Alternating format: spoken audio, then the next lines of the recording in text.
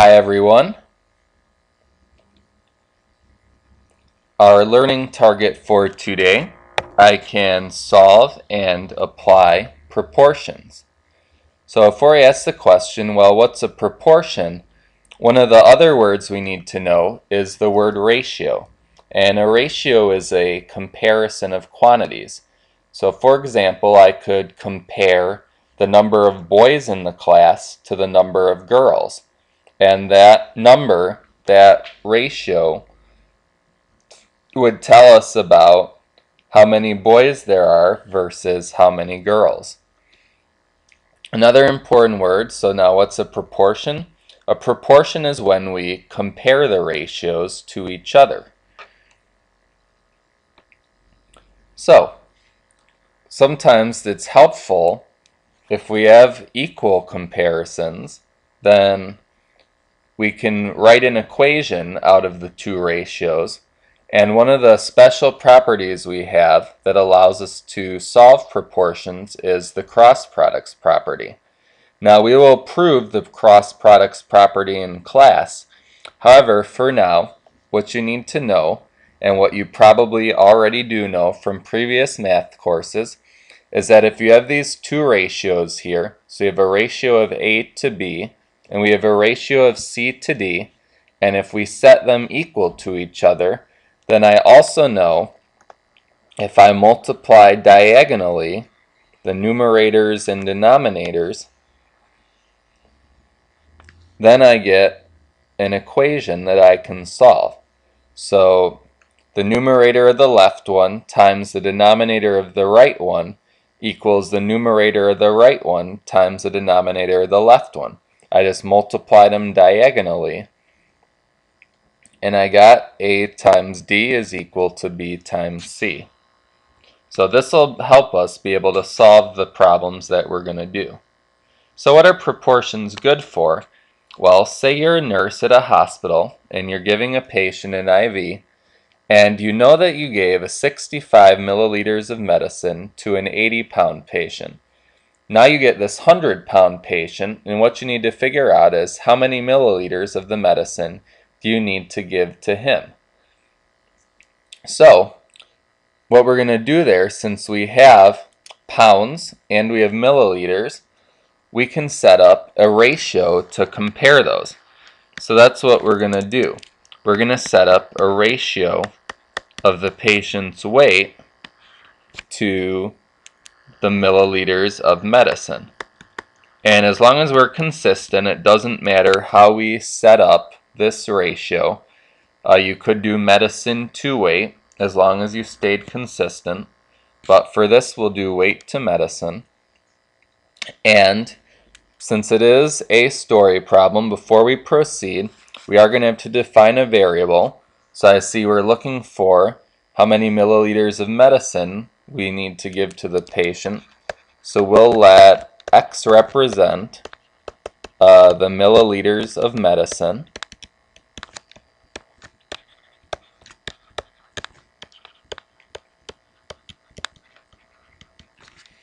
And now we said we're going to set up two ratios for weight to medicine and then set them equal.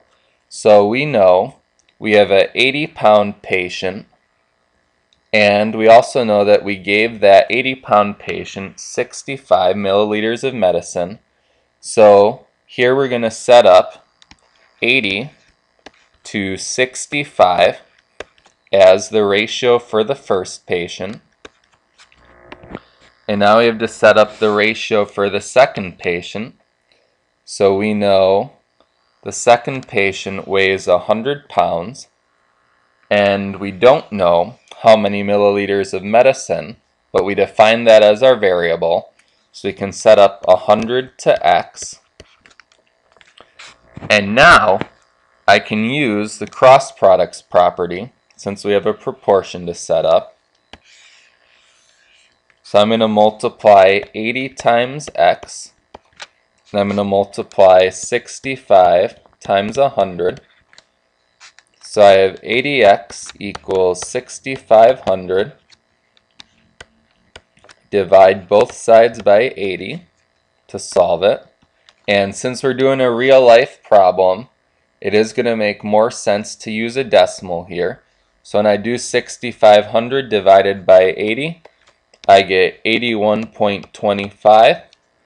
And then since this is a real life problem, the last thing that we have to do is we have to answer the question in a sentence. So let's answer, I need to give the patient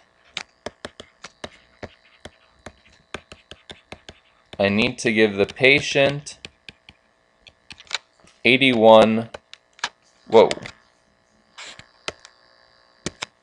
sorry about that. I need to give the patient 81.25 milliliters of medicine. Okay, so that's kind of why proportions are cool. You know, you could use them in recipes a lot. Like if you're baking cookies, but you need to make twice as many cookies, you would set up proportions to double all the recipes of your ingredients. So there's lots of fun ways that you use proportions in real life. Okay, let's do a couple more strictly mathematical ones. We're solving for x, and we have 5 over 4x equals 3/16. And I see there are two ratios here. And so let's use the cross products property. 5 times 16 equals 3 times 4x.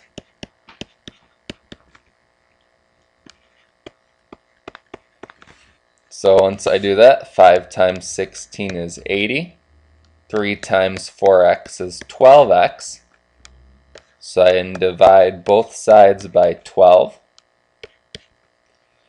So once I do that, the 12s will cross out. I'll just have x. And then I have 80 twelfths. Both of those are divisible by 4. So let's reduce that fraction. And we get x equals 20/3. So all we did, we used the cross products property and then set up our equation. Now sometimes you can have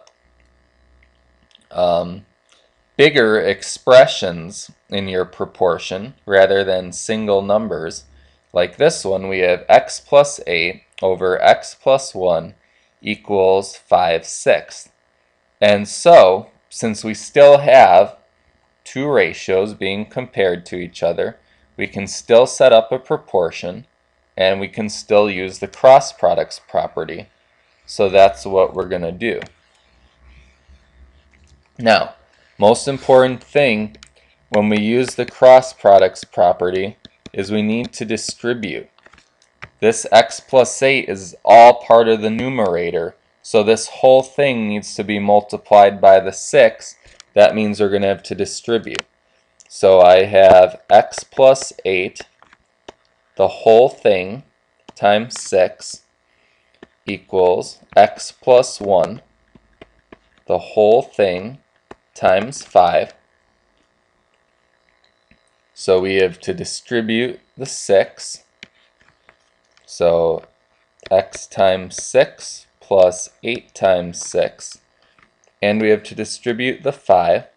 So x times 5 plus 1 times 5.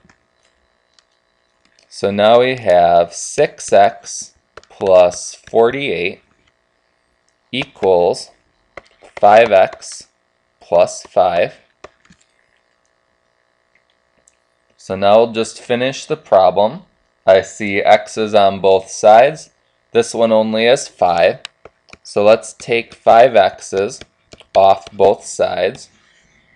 So 5x minus 5x, that just goes to 0. And 6x minus 5x, that's just 1x. So x plus 48 equals 5. And now we'll subtract 48 from both sides to finish solving. And we get x equals negative 43. So even if you have more complicated expressions in your proportion, you can still use the cross products property in order to solve it.